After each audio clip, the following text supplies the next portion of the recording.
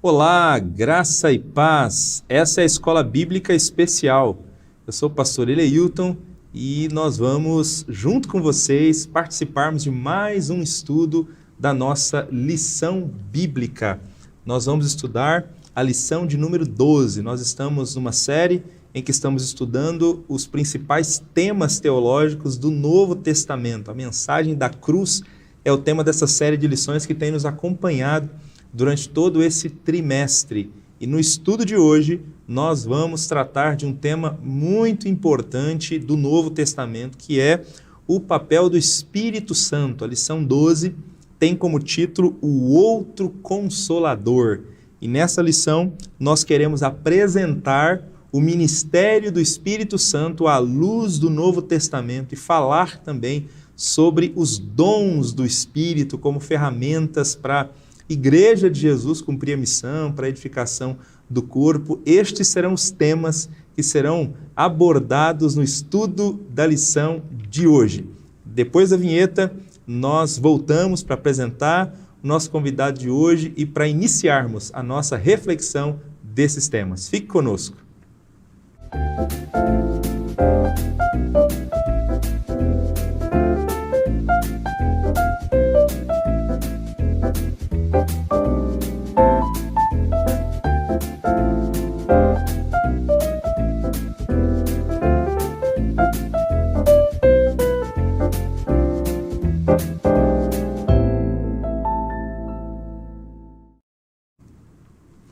Olá, estamos de volta para o nosso estudo da lição de número 12, o Outro Consolador. A introdução da nossa lição de hoje diz que é possível afirmar que assim como a cruz dividiu a história humana em antes e depois de Cristo, o derramamento do Espírito Santo também marcou para sempre a história da Igreja cristã. Foi um evento importantíssimo e fundamental, inclusive, para entendermos o papel do Espírito Santo e entendermos o ministério do Espírito Santo à luz do Novo Testamento. Bom, nós vamos conversar sobre esses temas hoje e nós temos a alegria de ter conosco aqui o pastor Mateus. Ele vai nos ajudar mais uma vez na Escola Bíblica Especial. Seja bem-vindo, pastor Mateus, a mais esse programa. Que Deus o abençoe e o use nesse dia. Amém. Obrigado, pastor Leilton. Paz, senhor, irmãos. É um prazer, uma alegria para nós estarmos aqui e que Deus realmente venha nos edificar, né? O Espírito Santo é o Deus que edifica a igreja, né? Então, que Ele possa fazer isso, né? Possa nos dirigir nessa programação mais uma vez, em nome de Jesus. Amém.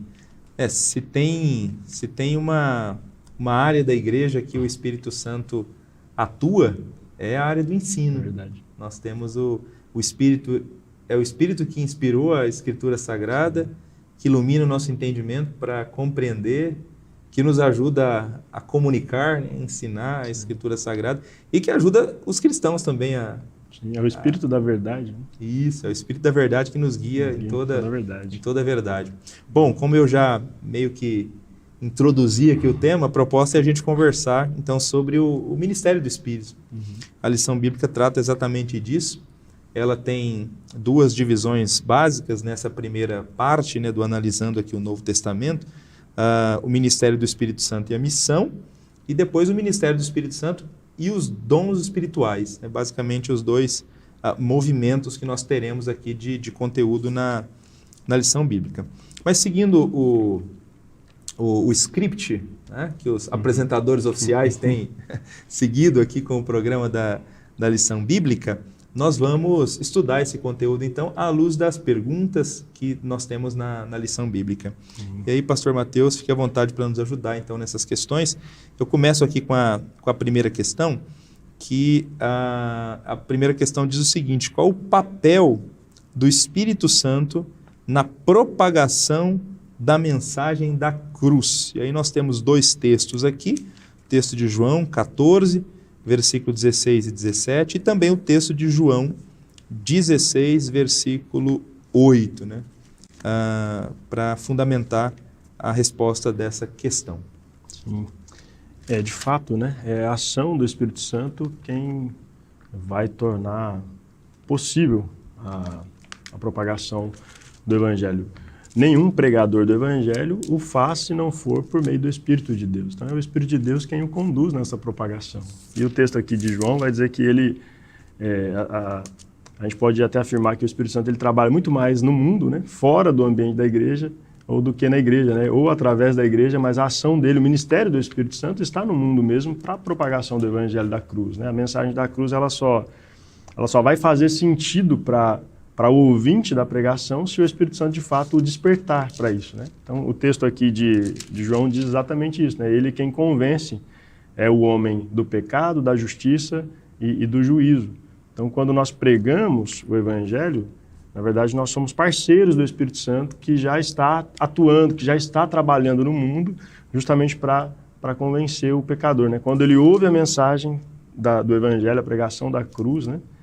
Ele então é despertado pelo Espírito Santo de Deus que tem conduzido, né? Que vai conduzir o pregador, o missionário, né? O agente missionário, o discípulo de Jesus que está levando essa mensagem, ele está agindo ali para de fato iluminar a mente. Né? Se não fosse a iluminação do Espírito Santo de Deus, nós não teríamos condições de responder positivamente a esta mensagem. Né? Então, de fato, é o Espírito Santo quem está trabalhando. Né? Isso é interessante porque às vezes nós temos aquela pretensão de achar que é fruto nosso apenas, né? Que é nosso mérito, melhor dizendo, né? Como se a responsabilidade de salvar o pecador fosse do pregador. Né? Mas não adianta, né? Deus usa pessoas que são eloquentes, mas usa pessoas também que são simples de palavras, né? Para levar o Evangelho. O poder não está na nossa didática, né? O poder está na mensagem, né? E é o Espírito de Deus quem opera por meio dessa mensagem poderosa de salvação. Né? Então, o papel do Espírito Santo é fundamental, né? Para a propagação da mensagem da cruz de fato. Né? Legal. Esse texto de João, capítulo 16, é um dos textos que estão colocados aí na lição bíblica.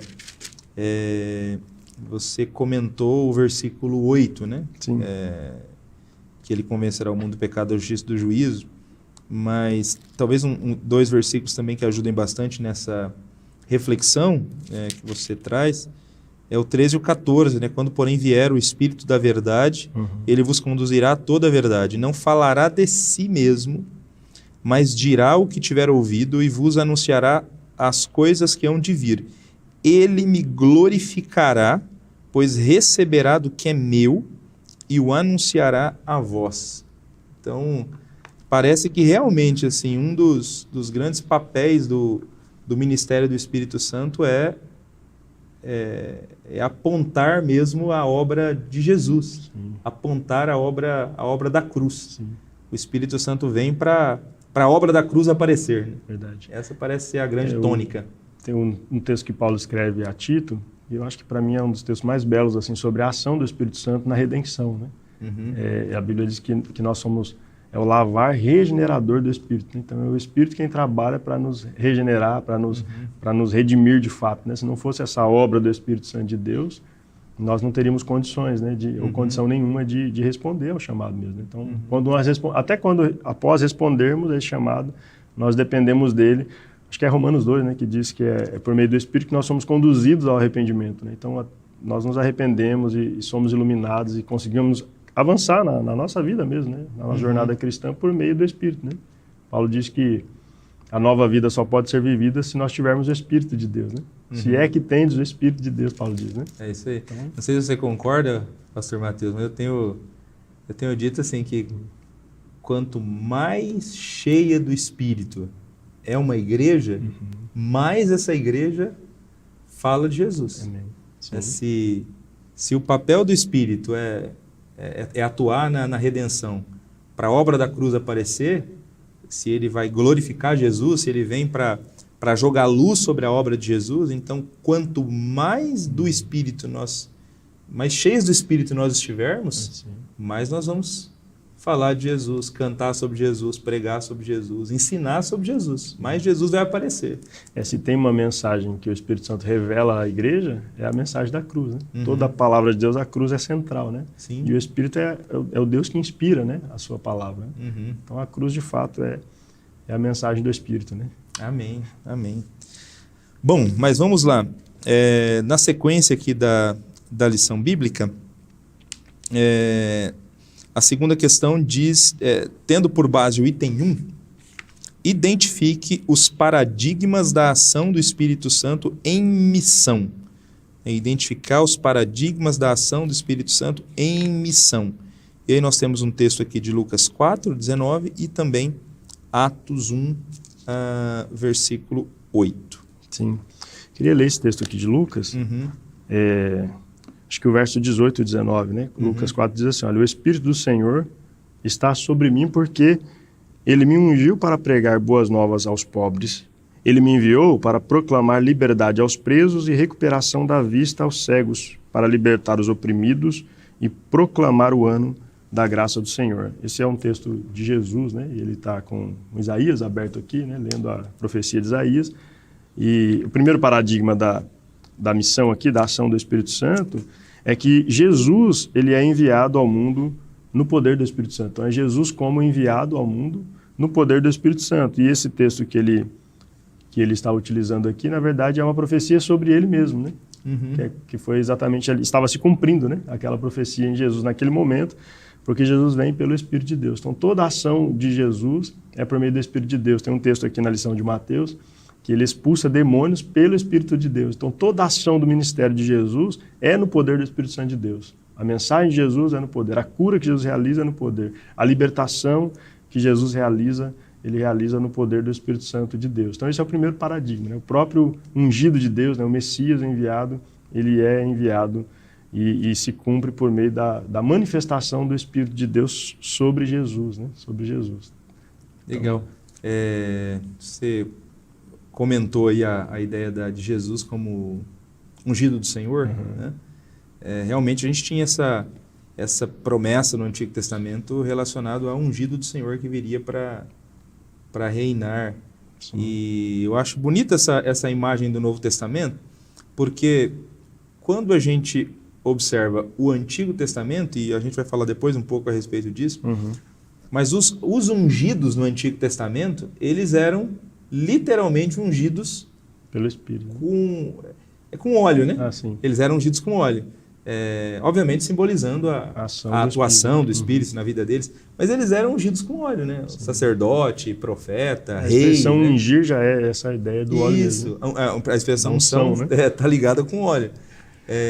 No caso de Jesus, ele é ungido do Senhor, mas não teve óleo, né? Sim. Não teve uma cerimônia pública em que Jesus foi ungido com óleo, porque a unção, no caso de Jesus, né, diz respeito a essa própria presença do Espírito Santo na vida dele durante todo o ministério público dele. Isso é bonito, né? Ver essa interdependência da Trindade, né? Essa ação da Trindade. Verdade. Especialmente no ministério do Senhor Jesus. Né? Sim. É isso mesmo. Esse é o primeiro paradigma, né? Que Jesus, ele de fato, ele atua sob o poder do Espírito, né? E todos, né? Acho que a gente vai ver depois, mas assim, todos os profetas, sacerdotes que agem no poder do Espírito Santo de Deus, de alguma forma estão representando o que Jesus viria fazer, né? De maneira completa, né? Mas além de Jesus, a gente tem os próprios discípulos, né? A igreja de Jesus. Então, o segundo paradigma são os discípulos como enviados ao mundo no poder do Espírito Santo. E aí o texto que ele pede para ler aqui é o texto de Atos 1:8, né? Que é uma fala do próprio Jesus sobre o derramamento do Espírito Santo. Quando ele vier, vocês vão testemunhar, né? E aí vão ser testemunhas em todos os lugares, né? A nossa ação também, enquanto discípulos, é no poder do Espírito Santo, né? A lição destaca aqui que o termo para Espírito Santo é Paracletos, né? Que trabalha combina com essa função de advogar, né? De agir. Então, em todo o tempo, toda a ação dos discípulos, ela é na dependência desse Espírito Santo, que está nos encorajando, que está nos consolando, que está nos fortalecendo, mas que também está nos impulsionando com o seu poder, né? Para testemunharmos de fato sobre o mundo, né? Da presença de Jesus Cristo. Então, quando o Espírito Santo vem sobre os discípulos, aí a gente tem o que é chamado na teologia de a era do Espírito Santo, né? A era do Espírito Santo, ela é inaugurada, e aí agora a gente tem o ministério do Espírito Santo atuando, né? Há uma fala, acho que do Sérgio Queiroz, se não me engano, que ele diz que no Antigo Testamento é Deus agindo pelo povo, né? Então, é Deus por nós, né? Uhum. E em Jesus é o Deus conosco, né? Deus com nós, né? Uhum. E agora com o Espírito é o Deus em nós, né? Dentro de nós. Agora o Espírito Santo ele passa a habitar dentro de cada cristão, né? A gente vai entrar aqui depois sobre o ministério do Espírito e os dons, né? Mas ele já está. Para a missão é o Espírito Santo quem nos conduz. Então, toda vez que um pregador abre a boca para pregar a mensagem da cruz, é o Espírito Santo quem está lhe usando, né? Quem está lhe conduzindo. Então, nós somos portadores, né? Da mensagem da cruz, mas pelo Espírito de Deus, né? Uhum. Ele atua em nós, através de nós, né? Por meio de nós. Para a glória de Deus sempre, mas é por meio dele, né? Então, esse poder foi dado para todo crente, né? Todo crente em Jesus tem o Espírito Santo de Deus agora dentro de si e ele pode ser um instrumento de Deus, né? Então, quando nós temos condições de ajudar alguém, consolar alguém, fortalecer alguém, né? A gente faz isso pelo poder do Espírito Santo de Deus. Graças a Deus. Graças a Deus. Assim como Jesus é ungido do Senhor, todo cristão tem a unção da parte do Santo. Tem É João, né, quem diz isso, né? É João, tem o Espírito vivendo dentro dele. A unção do Santo é ele, né? É ele na nossa vida, né? Unção não tem a ver com óleo. Com óleo, não tem a ver... Até tem unção com óleo na Bíblia, né, Tiago? Mas não tem... Quando fala que uma pessoa tem unção, né, diz respeito à própria presença do Espírito na vida dela, né? Não é o status, né? Não é um status, não tem a ver com o volume da voz, né? Se é uma pessoa mais animada para pregar, né? Unção tem a ver com então, isso. Mas né? nessa questão da unção, você não precisa, para ordenar alguém para um ministério, você não precisa derramar um óleo, né? Ah, sim. Nesse sentido, né? Acho que a unção lá que aparece na Bíblia é para cura ali, né? Simbolizando a ação do Espírito Santo, mas para terapia, né? Para cura, né? Para cura, exatamente. É isso aí. Bom, seguindo aqui o itinerário da lição, a questão de número 3, ela já entra na questão dos dons espirituais. Né? Quais são os propósitos dos dons espirituais? E aí baseie-se nos primeiros parágrafos do item 2 e também em alguns desses textos que são citados aqui, né? 1 Coríntios 14, 24 a 25, Marcos 16, 17, 18 e 1 Pedro 4, versículos 10 e 11. Sim. A gente tem aqui algumas ações mesmo dos dons, né, especificamente. Né? Os dons espirituais, em resumo, a lição traz uma explicação para nós, que o próprio termo, né, dons espirituais, vem da expressão graça, né, que é o carismata, né, que vem de caris, né? E é graça. Então, a gente poderia dizer que são dons graciosos, né, ou dons da graça de Deus, né? E isso ajuda a gente a entender também, porque sempre houve uma certa disputa, né, entre os seres humanos, e na igreja não é diferente, né? Quando os irmãos se reúnem, começam a fazer parte da igreja, existe talvez ali uma dificuldade de compreensão e alguns podem achar que é melhor ou menor, né? Superior ou inferior, dependendo do dom que ele possui, né? O dom que Deus concede. Mas, como o termo já diz que são dons graciosos, não tem a ver com mérito, né? Não tem a ver com é uma questão soberana e de graça, né? Deus ele derrama o dom graciosamente para cada cristão, né? Todo cristão tem um dom, mas qual é o propósito, né? A lição apresenta para nós pelo menos 2 propósitos, né? O primeiro propósito é justamente a edificação, né? É o bem comum, né? Paulo vai dizer que é para o bem da comunidade, né? Então, o dom ele precisa ser utilizado para servir a comunidade. E aí não pode haver em nosso coração nenhum sentimento de superioridade, porque aí eu não vou me deixar ser usado por Deus para servir. Sim. Mas há quem queira um dom e considere ele de maior prominência, não para servir, mas para ser visto, né? Como se ele fosse mais uma vez a ideia de status mesmo, né? Para colocá-lo em um patamar de espiritualidade elevada, né? Mas na Bíblia, conquanto a Bíblia faz a distinção de dons e sobre ela até fala de dons melhores, né? Mas eu entendo que os dons melhores ali que a gente deve buscar é para a ocasião, né? Para a ocasião necessária, né? Então, se uma igreja carece ali de cura, né? Tem muitos enfermos, qual é o melhor dom para aquela ocasião para ser buscado, né? Se não o dom de curar, né? Mas há quem entenda que, sei lá, né? Talvez o dom de profecia seja o melhor dom, né? Dependendo da ocasião, ele vai ser melhor mesmo, né?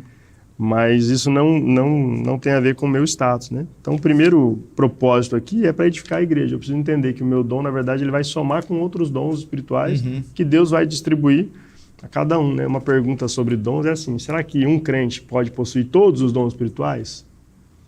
Parece que a Bíblia não dá margem para isso, né? Porque se eu possuir todos os dons espirituais, então eu não preciso do serviço do Espírito Santo através da vida do meu irmão. Eu sou independente dele, né? Mas a proposta aqui do dom é interdependência mesmo, né? Paulo faz uma analogia lá no capítulo 12 da dependência, né, que a gente tem do corpo de Jesus, né? E assim como nós, o corpo ele é um corpo com muitos membros, os membros do corpo de Jesus, que são os discípulos, possuem também cada um seu dom ali para servir, né? Então o primeiro propósito é esse, é para, apesar de ser diferente, a gente aprender a lidar com os diferentes, mas para nos edificarmos. Nós precisamos uns dos outros, né? Eu preciso do dom que é diferente do meu, né? Para servir. O segundo propósito é dado para equipar a igreja para a proclamação do evangelho, né? E eu não sei se a gente tem essa visão tão clara na igreja hoje, né? Porque parece que o foco dos discípulos ele acaba ficando muito fechado para dentro mesmo, né? Ele não consegue enxergar o dom para a missão, né? Mas talvez ali, bom, como pastor de igreja, você conhece também a realidade das igrejas, né? E alguns irmãos entendem que os dons estão relacionados apenas ao ambiente da liturgia ali, né? Do culto, né? Da pregação, mas ali no púlpito, né? O tocar, o cantar, as habilidades ali relacionadas sempre ao contexto de culto, né? Mas a lição traz um aspecto aqui interessante, né? Ela vai usar, por exemplo, o dom de profecia, né? Relacionado à proclamação do evangelho para fora, né? E ele usa o texto aqui de 1 Coríntios 14, que é justamente onde está havendo uma confusão ali, né? E Paulo vai responder algumas questões da igreja, mostrando que o dom de profecia ele é muito importante para o não crente, para o incrédulo, porque quando ele entrar na igreja, ele precisa ouvir uma mensagem inteligível, uma mensagem que faça sentido para ele, uma mensagem contextualizada, né? E aí o dom de profecia, ele também serve para isso, né? Para edificar o não crente, né? Para que ele compreenda a mensagem do evangelho de Jesus, né? Então, acho que faz sentido a gente parar e refletir se o dom espiritual que Deus me deu tem sido utilizado para a missão, para proclamar o evangelho, ou se a gente tem apenas disputado ali status mesmo, né? Para servir apenas a comunidade local. Ele é os dois, né? Ele tem que servir a comunidade, é o primeiro propósito, edificar a comunidade, a igreja, mas ele precisa nos impulsionar para fora da igreja, né? A igreja precisa ser espalhada para o mundo e levar a mensagem do evangelho, né? Até um dos textos que a lição sugere aqui é o texto de Marcos, né? Capítulo 16. Sim. Ele vai mais nessa Sinais, linha aí, né? O texto fala, quem crer e for batizado será salvo, mas quem não crer será condenado. E estes sinais acompanharão os que crerem. Em meu nome expulsarão demônios, falarão novas línguas, pegarão serpentes, e se beberem alguma coisa mortífera, não lhes fará mal algum. Imporão as mãos aos enfermos, e estes serão curados. Então nós temos aqui uma fala a respeito dos dons, especialmente aqueles dons de caráter sobrenatural, né? Os dons que eu costumo chamar de manifestacionais, né? Mas aqui nós temos um texto relacionado à pregação do evangelho, é onde a gente tem o indo por todo mundo, preguem o evangelho e os sinais seguindo os que creem. Então realmente eu penso que vale a pena a gente refletir sobre essa faceta também do propósito do dom espiritual, vinculado à pregação. Deus dando dons para a igreja para que a missão aconteça, para que vidas sejam alcançadas. É verdade. O que é muito comum nós ouvirmos é assim, nossa, antigamente aconteciam mais curas, mas parece que essa fala, até um pouco saudosista, ela se relaciona ainda pensando para dentro, né? Porque normalmente essa fala está acompanhada de vigílias, né? E as vigílias normalmente elas são fechadas, né? Eu não me recordo assim se foi exceção, né, de vigílias abertas para um público externo. Normalmente a vigília já é no horário estratégico, pensando num público que é interno, né? Mas a minha fala é sempre assim, olha, mas é isso mesmo, né? Se você pregar o evangelho, você vai ver as curas acontecendo. Pode ser, então, que Deus realizasse, porque será que a igreja não proclamava mais? Não visitava mais? Os irmãos entre si não saíam mais para levar o evangelho? Então, se nós não temos visto alguns sinais miraculosos acontecendo, pode ser que nós não tenhamos cumprido nosso ministério local de levar o evangelho da cruz ali, né, para o pecador. Porque quando há uma manifestação do Espírito Santo, normalmente ela vem vinculada aí com a pregação. Em Atos, né? Era muito comum, né? Os discípulos saíam pregando o evangelho e curando, né? Fazendo os aleijados, né? Os paralíticos se levantarem, mas porque a mensagem do evangelho estava ali, né? A mensagem da cruz. Nessa dinâmica da igreja proclamando o evangelho, os dons iam aparecendo. Deus ia usando pessoas com dons espirituais manifestacionais e os do dia a dia mesmo, os direcionais, ministeriais. Verdade. Bom, mas seguindo aqui na lição bíblica, a questão número 4, ainda sobre os dons espirituais, ela diz o seguinte: a quais funções os dons correspondem? Aí leia os textos de Romanos 12, 6 a 8, 1 Coríntios 12, 4 a 11, 28 a 30, Efésios 4, do 7 ao 12, e fale sobre alguns dos dons espirituais encontrados. Eu acho que a ideia aqui dessa questão, ela apresenta aqui várias listas de dons espirituais, né? Então, é óbvio que não dá para a gente falar de todos os dons dessas listas aqui, né? Mas de repente comentar sobre um ou outro desses dons encontrados nessas listas, até para mostrar o quanto a graça de Deus é multiforme, o quanto que Deus usa pessoas diferentes para atuar em ministérios diferentes com dons diferentes. Sim. Eu acho que o que a gente poderia destacar aqui nessa lista são as características, né? Você citou aqui já, inclusive, né? Nós temos características de dons em algumas listas aqui que são ministeriais, né?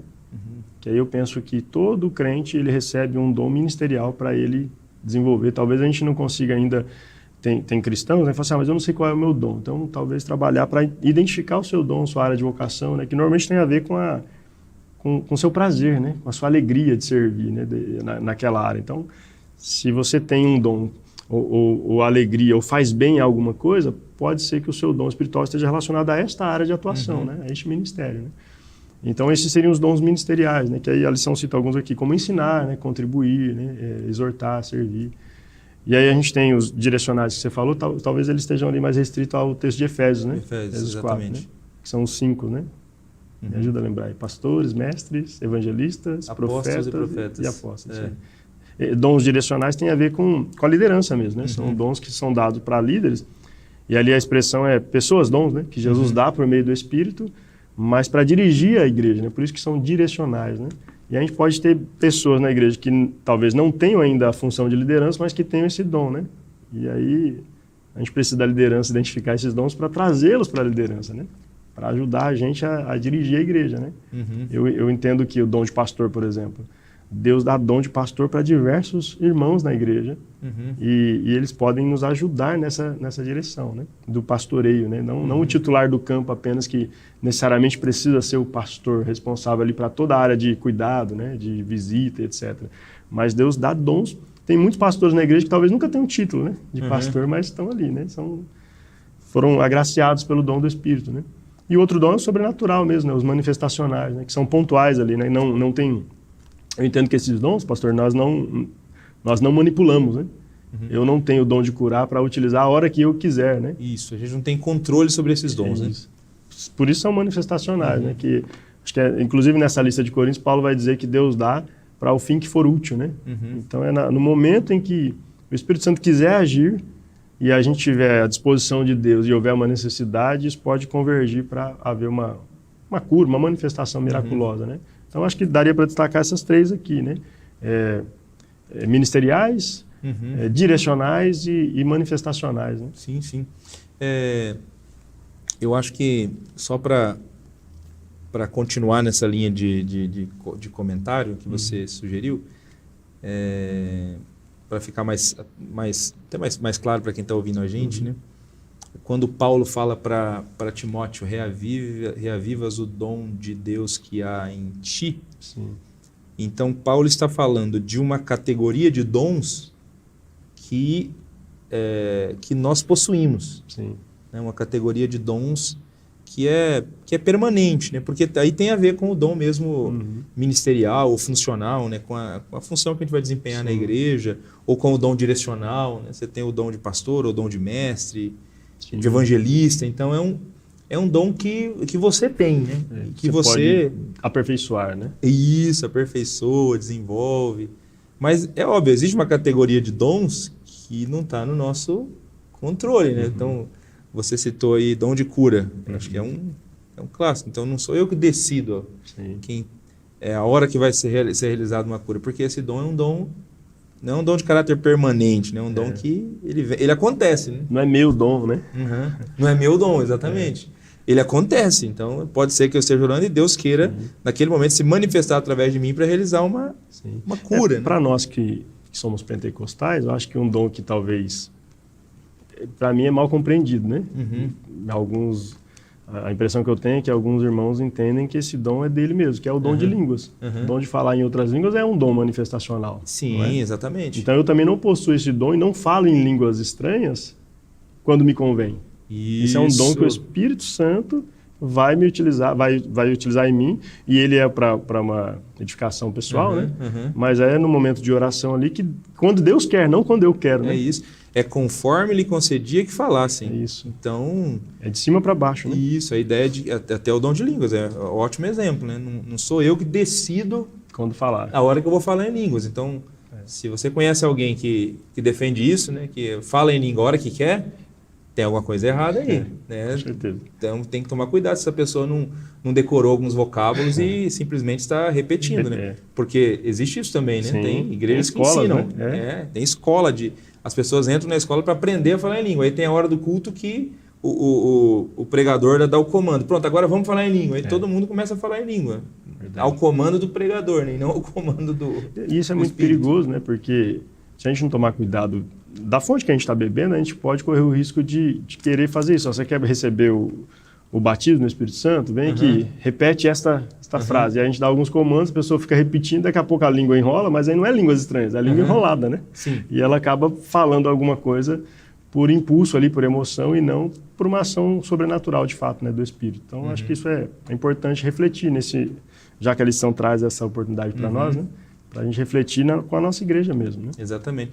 Você falou de algo e eu lembrei de uma experiência que eu tive, né? Uma vez uma pessoa me disse, eu tenho um método para que as pessoas falem em língua estranha. Infalível. Aí eu, tá bom, qual que é o método? Não, é o seguinte, é só você escolhe uma glorificação e repete. E aí vai nessa glorificação, vai repetindo. Sim. Você vai ver que em algum momento a língua vai enrolar e tal.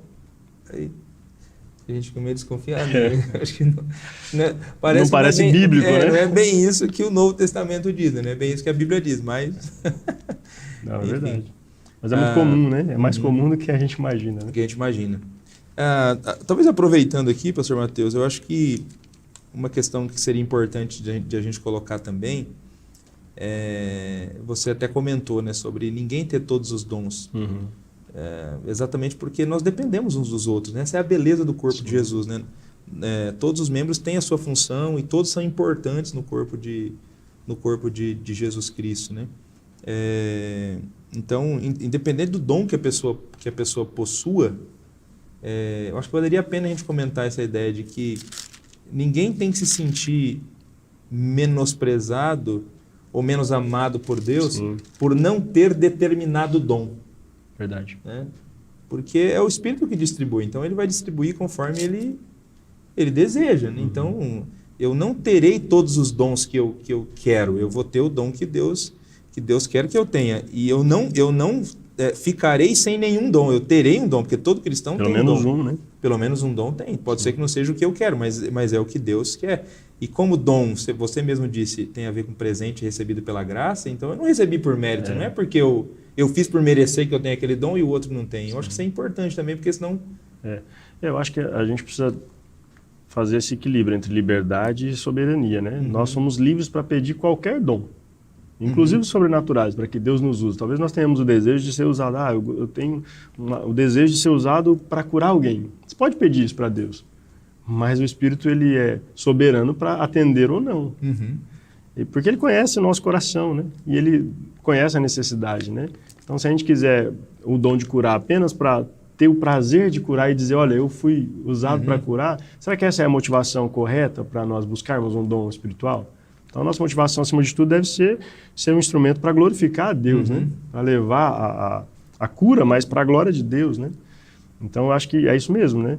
Deus é soberano e ele não vai atender todos os pedidos que nós fizermos a ele. E Paulo, quando ele diz assim, olha, busquem com zelo os melhores dons, ele está falando justamente pensando na necessidade que está latente ali, né? A gente precisa ter uma compreensão correta de qual é a necessidade para saber qual é o melhor dom. E é claro, Deus tem alegria em conceder, né? O Pai, diz a Bíblia, né? Quem é que pedindo, né? Deus não vai dar o Espírito Santo àqueles que os pedirem, né? Então Deus tem prazer em atender os seus filhos. Mas nós precisamos ter uma compreensão correta de qual é o campo de atuação que nós estamos inseridos, qual é a necessidade, qual é o melhor dom para aquela ocasião. E eu tenho certeza que se nós buscarmos com fé, Deus vai nos atender. Se a motivação do nosso coração for a glória dele, né?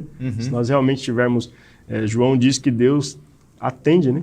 Nós estamos certos, né? Que Deus atende toda oração que é feita segundo a sua vontade. Então, se a gente orar segundo a vontade de Deus, Deus vai conceder sim. Acho que sobre isso ainda Jesus fala assim, olha, se vocês me pedirem, se vocês estiverem em mim, as minhas palavras estiverem em vocês podem me pedir qualquer coisa que eu farei, né? Para a glória do Pai. Então, isso será concedido, né? Mas eu acho que é nessa linha mesmo, né? Com a compreensão correta, né? Legal. Bom, é isso. A gente está chegando aqui ao final dessa primeira parte da lição, analisando o Novo Testamento. É uma lição bíblica que tem como base a teologia do Novo Testamento. Né? E a gente tem feito um exercício aqui em cada lição bíblica de conferir esse tema no Antigo Testamento. Então, a quinta questão é exatamente sobre isso. Né? A quinta questão... Ela está tentando fazer esse exercício de olhar para o Antigo Testamento para perceber como era a atuação do Espírito no Antigo Testamento e verificar se alguma questão mudou a partir do Novo Testamento. Então, questão 5 diz assim, em que consistia a ação do Espírito Santo na Antiga Aliança? A que se referia a promessa do derramamento do Espírito predito no Antigo Testamento? Sim, a gente comentou alguma coisa já, né? Mas é importante a gente lembrar que a atividade do Espírito, ela não é privilégio do Novo Testamento. Né? O Espírito Santo sempre atuou no Antigo Testamento. Aliás, antes mesmo, né, de haver um povo, o Espírito Santo é Deus. Né? Ele é a terceira pessoa da Trindade, não é a terceira por ser menor. Né? Ele é Deus como Jesus e como Pai em igual força, em igual poder, né? Igual soberania, eternidade, enfim, ele está desde a eternidade. Né? O Espírito Santo não é um ser criado, não é uma energia cósmica, né? Ele é criador, né? Ele está presente na criação. Nos primeiros versos da Bíblia, né? Em Gênesis 1:2, ele está ali atuando. Né? A terra era sem forma vazia e o Espírito de Deus pairava, né, sobre as águas. Mas a atuação do Espírito Santo no Antigo Testamento, ele tinha propósitos específicos, como... Por exemplo, a capacitação mesmo. Na verdade é esse, né? Ele agia para capacitar. A gente tem pelo menos 3 ofícios que também identificavam o Cristo, né? Que era sacerdote, profeta e reis. Todos estes recebiam o Espírito Santo, mas também não era permanente, né? Se um deles cometesse algum deslize, poderia perder a presença, né, do Espírito Santo de Deus. Mas tinha alguns outros, como alguns votos, né, que eram concedidos, alguns ofícios mesmo, né, no Antigo Testamento. Os juízes também tinham, né? E eles recebiam o Espírito Santo de Deus, mas era sempre para uma finalidade de capacitação, né? Ou para uma liderança, para um ofício ali. E aí era a representação do óleo, né? A unção do óleo, representando o ministério do Espírito Santo ali. Mas ele sempre atuou, né? Agora, sobre o derramamento, há uma promessa no Antigo Testamento, especialmente os profetas, né? Os profetas do Antigo Testamento, eles vão prometer, né? Uma efusão, um derramamento abundante do Espírito Santo de Deus, comparado aí com a água, né? Com essa água abundante que viria. E Jesus disse isso, né? Se você crê em mim, né? Como diz a Escritura, rios de água viva fluirão do seu interior. E aí tem uma nota de rodapé ali entre parênteses, né? Que o autor diz que aquilo ele dizia sobre o Espírito Santo. Seria dado. Seria dado, que ainda não tinha sido dado, porque ele ainda não havia sido assunto aos céus, né? Mas quando Jesus subiu aos céus, ele derramou o Espírito Santo prometido conforme as Escrituras do Antigo Testamento, né? Que é essa habitação permanente agora na vida do cristão. Hoje o cristão só perde o Espírito Santo de Deus se ele se apostatar, né? Se ele abandonar a fé, né? Se ele negar Jesus.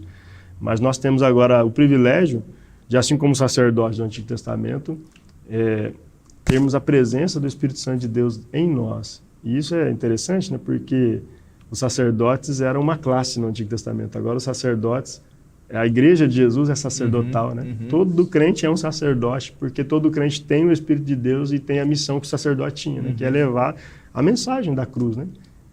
No texto lá de Pedro o privilégio que nós temos é anunciar, né, as virtudes daquele que nos transportou das trevas para a sua maravilhosa luz, né?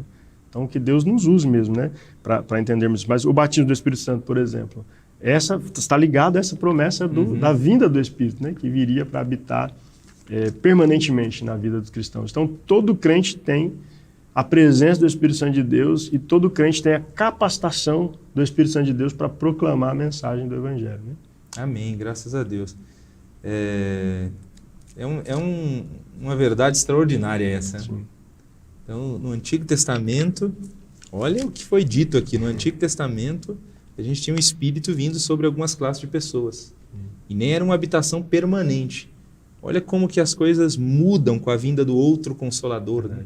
Com a vinda do Espírito Santo, com o derramamento dele. Agora nós temos o privilégio de ter o Espírito morando em nós, né? Vivendo em nós de maneira constante e permanente. Então, realmente é extraordinário. E a gente vive nesse lado de cá, do derramamento do Espírito. Verdade. É uma igreja que tem esse privilégio de viver na era do Espírito, na era em que o Espírito foi derramado e dado para a igreja. Pastor Mateus, caminhando para o final, nós temos aqui uma última questão, que é mais de caráter aplicativo. É como discípulos em missão, exercitemos os dons espirituais. Eu queria que você comentasse essa aplicação e, na sequência, já orasse por nós, né? Orasse por todos aqueles que acompanharam até esse momento esse estudo, para a gente já caminhar aqui para o final da nossa lição bíblica. Amém. Aqui o autor vai comparar essa ação do Espírito em nós como uma armadura que é indispensável para um bom soldado, né? Então, como soldado de Jesus, o que é que nos capacita para a batalha é a ação do Espírito de Deus, né? É a armadura de Deus, né? Ela é dada a nós pelo Espírito de Deus. Parece que Paulo diz isso, fortaleça-se na força do Senhor, né? Então, o Espírito é quem de fato nos dá essa força. Para exercitarmos os dons espirituais, nós precisamos entender isso, que de fato a ação do Espírito Santo na nossa vida é um marco. Por que é um marco? Porque não tinha isso, né? Os primeiros cristãos, né, da antiga aliança, eles tentavam, né, descobrir, né? Ficavam tentando fazer os enigmas ali, comparações, para entender o que iria acontecer, o que é que Deus estava querendo dizer através deles. Mas aquelas mensagens, elas só podem ser compreendidas de maneira completa agora, né, na nova aliança. Porque Paulo diz que aquilo que estava oculto foi revelado, né, a nós, foi dado a nós conhecer o mistério de Deus, né? Então nós temos isso, o Espírito Santo nos deu essa graça, mas não apenas para a gente ter esse conhecimento, né, mas para a gente de fato se deixar ser usado mesmo por Deus, né, como um instrumento de Deus, como um servo. Então, para exercitarmos os dons do Espírito, nós precisamos ser humildes, né? Ter humildade, reconhecendo que, de fato, o dom não é dado para nós nos colocarmos em posições de superioridade, né? Mas entender que quanto mais dons, né? Não posso ter todos, mas mais de um eu posso ter, né? Mas quanto mais dons eu tiver, eu preciso entender que mais servo eu preciso ser, né? Mais áreas eu preciso atuar para servir, né? Para servir a igreja de Jesus. Então, que Deus, de fato, nos use, né, irmãos, para servirmos o propósito da graça de Deus. Amém. Através dos dons do Espírito. Então vamos orar nesse sentido, para que Deus nos use. Se tiver alguém que de repente não sabe, ou até se sente menosprezado porque acha que não tem nenhum dom, quero dizer para você que você tem um dom. Se você crê em Jesus, você tem um dom espiritual. E aí pedir a Deus sabedoria para você identificar esse dom, né? A um cristão mais experiente, né? Mas vamos orar nesse sentido. Deus vai te usar com poder e graça, né? Em nome de Jesus, para edificar a igreja, mas também para proclamar o Evangelho de Jesus no mundo. Amém? Vamos orar. Querido Deus e amado Pai, em nome de Jesus nós estamos aqui, Senhor, reunidos, representando a sua igreja, mas a tua igreja, de alguma forma, também está tendo acesso a este conteúdo e a gente ora. Senhor, se houver alguém que ainda não entendeu o seu dom, que o Senhor mostre para esta pessoa que ela é amada de Deus, é um filho, uma filha de Deus e recebeu um dom, um ministério do Espírito Santo de Deus para agir, para servir a igreja, para servir a comunidade, mas também para proclamar o Evangelho de Jesus ao mundo. Use esta pessoa, Senhor, use a tua igreja, os discípulos, dê-nos humildade, que de fato compreendamos, reconheçamos que os dons são presentes do Senhor, que nós não merecemos, mas que foram dados pelo seu amor para cumprirmos o propósito de Deus. Use a gente, Senhor, para levar esta mensagem gloriosa, a mensagem da cruz para a tua glória, e sejamos consoladores assim como o Senhor é o nosso Consolador, que o Senhor nos use para consolar aqueles que estão abatidos, feridos neste momento, para a Tua glória, Senhor. Reveste a Sua igreja com os dons do Teu Espírito, capacita-nos com o Teu poder para levarmos a mensagem da cruz, para a libertação dos perdidos em nosso contexto, para a glória de Deus. Amém, amém. E amém. Amém. Obrigado, pastor Mateus. Obrigado a você que acompanhou até aqui essa escola bíblica especial em que falamos sobre o Espírito Santo, o outro Consolador que foi enviado pelo Senhor Jesus para a igreja, o Deus que vive em nós e que nos habilita para o cumprimento da missão. Deus abençoe a sua vida. Até a próxima semana, em que nós estaremos falando aqui da última lição dessa série, que tem como título Os Últimos Dias. Acho que no final de semana vocês estarão nas igrejas estudando essa lição de número 12, que tem estudos abençoados e produtivos também para a glória de Deus. Um grande abraço a todos.